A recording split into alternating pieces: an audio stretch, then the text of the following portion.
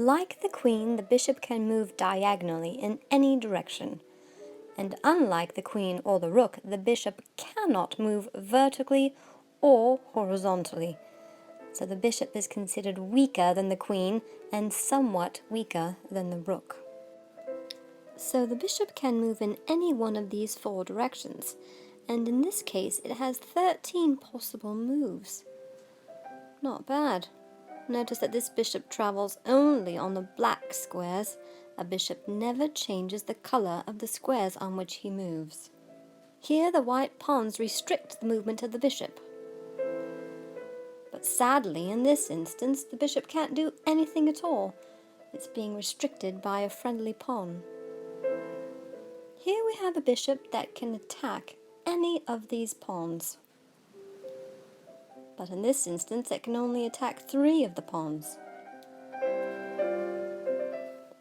And here we have a bishop who'd like to attack the rook, but it's being obstructed by the pawn. Here's a bishop that can do nothing against the pawn. Here, white's bishop cannot capture the black pawn. The presence of the white rook obstructs the action of the bishop. And here we have one more comparison of the bishop versus the queen.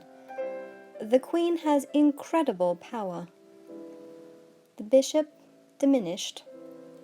Notice what the queen can do from a corner versus a bishop.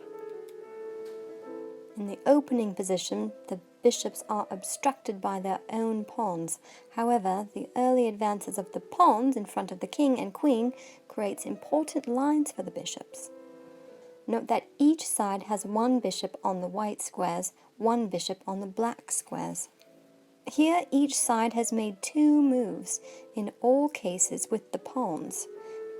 The result is that the lines have opened up for the development of all the bishops. Bishops are usually played out fairly early in the course of the game, and this illustrates why. You've already been told that the queen should not come out too early in a game. The bishops, on the other hand, are developed fairly early. This is particularly true of the king's bishop. This is the bishop placed directly next to the king. But a question for you. Why is it that white's moves have given him 10 potential bishop moves, while black's moves have given him only 2? Well, the answer has to do with the optional first moves of the pawns. And if you're already aware of how the pawns move, you'll understand why. And if you don't understand, you will very soon. But first, we'll move on to one of the more iconic and unusual pieces in chess, the knight.